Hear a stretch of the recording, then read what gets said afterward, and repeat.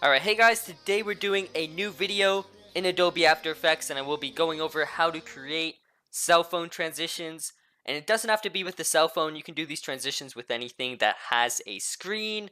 So maybe a billboard or a television or anything like that. So I'll give you guys a quick preview of what the transition looks like when we're done. And it's going to look something like this. Actually, it's going to look a little bit better than this, but this is just really quick practice on how to do the transition. So there are two ways to do this transition, and this is the zoom in transition. The other way is just the opposite. So we're going to start at our footage, and it's going to actually zoom out into a phone. Both are basically just doing the opposite of each other. So in this video, I will be going over how to do the zoom transition, which I think is probably the one that people will want to know how to do more. And if it's needed, maybe sometime in the future I could do the zoom out transition, but for now I think we're going to stick with the zoom in transition. It looks pretty cool, and we can jump into the tutorial. So we're going to start off in a new composition. It's 1280 by 720 and it's 30 seconds long, and we're going to select OK. So the only thing we really need is some footage that has a device or has a screen. So this footage is actually perfect for us. It's just someone tapping their cell phone. The only thing is it is a little bit short. It's only 1 second long. So I'm going to go up into layer time stretch, and set this to 150. So we have almost 2 seconds to work with. And now I'm going to pull in our timeline. And what we're going to do is we're going to move right to the end of our footage. So right here, and we're going to scrub through and we're going to find where the movement in the hand is. So don't worry about any movement on the screen, but just focus on the hand. You need to find where the hand moves. So right here, we see the hand moves. So we're going to go 1 frame forward. So this means that this hand will not move for the rest of the footage. So what we're going to do here is we're going to hit Control-Shift-D.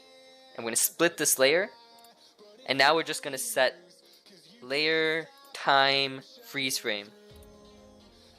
So what this does is it gives us a lot of room to play around with this. It's really going to make the transition a lot easier to do in the future, because now if we set a mask, we know that we only need to create one mask and we don't have to track any motion. So there are several reasons for doing this, but we're going to see them later on in the video.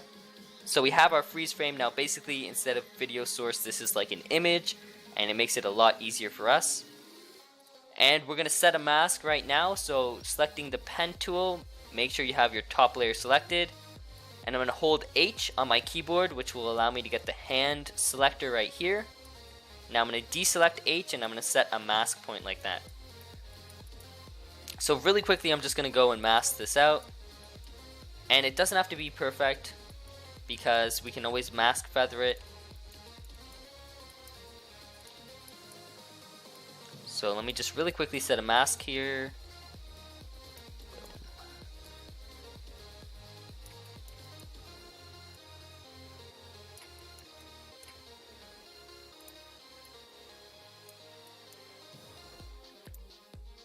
Alright, that looks pretty good.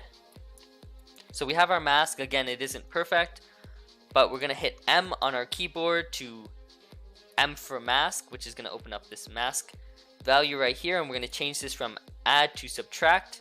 And if it does look a little bit rigid, we can always go into our mask feather and set this to maybe like 8. And just blur it out. Makes it look a little bit nicer. So that looks pretty good. Now I'm going to close that. And we need our background footage. So this is what I have for our background footage. Simply a character standing there. So I'm going to scale it up, just make sure it fits. And now our footage only has to be, sorry, my throat's a little bit dry. Our footage only has to be where our freeze frame is. So I'm just going to move it over using this square bracket, which if you don't know is really close to the backspace bar. So we're just going to set that underneath, make sure that matches. Alright, so that was all really background work. now we're actually going to work with the keyframes and set up the zoom transition. So the way we do this is we're going to use a null and a camera, and I'm going to go up into layer, layer, new camera, and I'm just on the 15mm preset. I'm going to hit OK. Alright, and we need to grab a null object, just like that. So this camera, we're going to grab the pick whip, which is this tool right here, and it's going to parent to the null. So just drag and drop it onto our null. Let me quickly rename this to our control. And now cameras and null objects will control all of your movement for 3D layers. So what we want to control right now is only this top layer right here. So we're going to make sure that this is set to a 3D layer. And now make sure you have your null object selected. And now we're going to click our pan behind. It's going to move our anchor point right here. So this tool, and we're going to select our anchor point and make sure it is set to the middle. So this is going to make it a lot easier for us in the future. So that looks pretty good.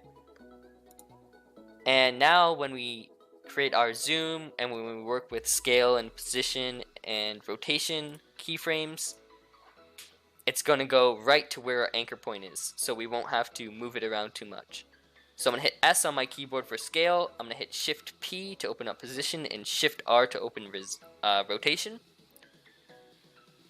And I don't think we're going to need rotation here, but you can always keyframe it if you want to. But I'm just going to select keyframes for position and scale.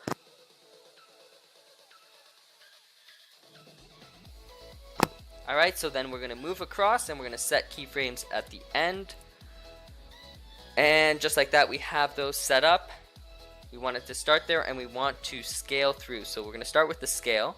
I'm going to pull it so we scale through like that. And now the thumb is the only thing that's really in the way, so we can move position slightly just to get it out of view. And that looks pretty good. So instead of spending a lot of time on the graph editor, I'm just going to select all of the keyframes. I'm going to right click, hit keyframe assistant, and select easy ease. So if we preview through, you can see that we have the phone zoom just like that, and that looks pretty good. Now we have to work with our background footage. So we need this to also zoom in. And what we're going to do is we're also going to set scale and position keyframes and maybe rotation keyframes. So we're going to set all these up. And we want to make sure that these keyframes are in the same location as the keyframes we set earlier in the null object. So that everything matches up. We're going to set our 3 keyframes. And now we're going to move right to our first keyframes, and we want to scale this out. And it's okay if you see some of the black spaces, that's alright. We're going to scale it out, we're going to rotate it. And position, it's already in the center, you can see that right here, but if it's not, you can always position it over. So this looks pretty good, but we do not want to see these black bars. So we're going to go into our effects and presets. We're going to find motion tile, and we're going to drop that into our background footage. We're going to increase the height and we're going to increase the width so that when we hit mirror edges, it should be a lot less noticeable. And again, we will have motion blur enabled, so it won't be too obvious. Oops. So hitting U in case you close your keyframe value editors. We're going to select all of them. And again, I won't go into the graph editor, I'm just going to easy ease them all. So we have the zoom part down, and now I'm really quickly going to preview it so you can see where we are in the video. We have the zoom transition and that looks really good, but we just want to make it look smooth and we want to add some extra stuff to make it look really good. So the first thing we're going to do is we're going to enable our motion blur. So we're going to select that right up here, and now on all the layers, all of our footage layers, we're going to make sure we have motion blur selected. So this is going to add blur and make sure that when it zooms in, it's looking as smooth as possible.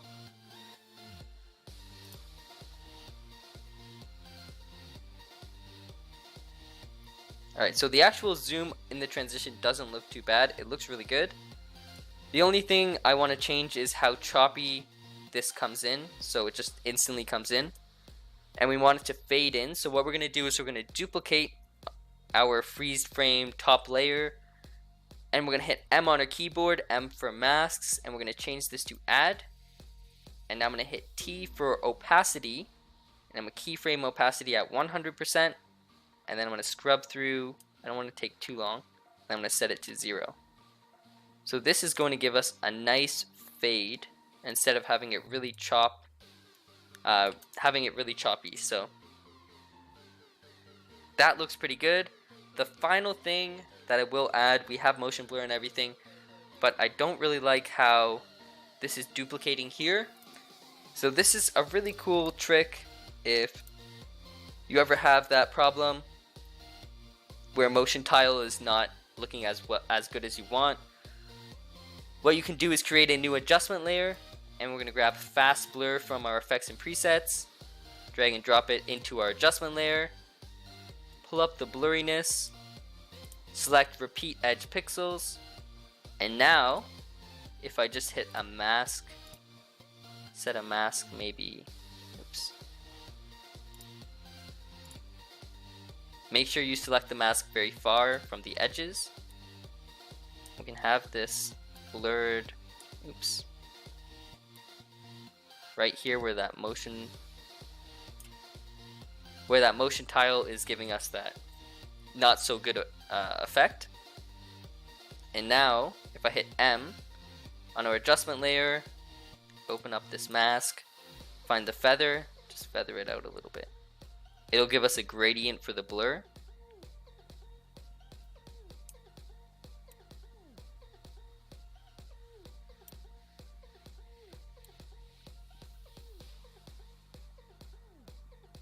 So that looks good. And then I'm going to drop this down. Alright, that looks pretty good. Alright, so it's not that noticeable, but it did really hide the fact that the motion tile didn't work out so well right there. And it does make it look a little bit better. And we're done our transition. It was pretty fast and it does look really cool. So let's preview through a couple times and see what we finished with.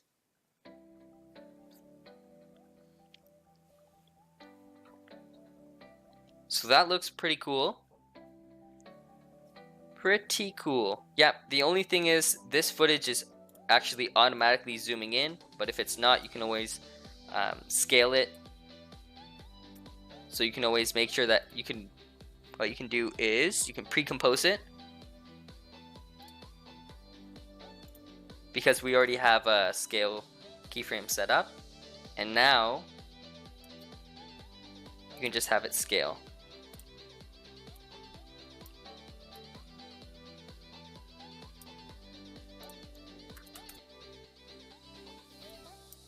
So just like that. So I think I covered literally everything you can do with the zoom transition, and I hope you guys enjoyed this video or learned something new.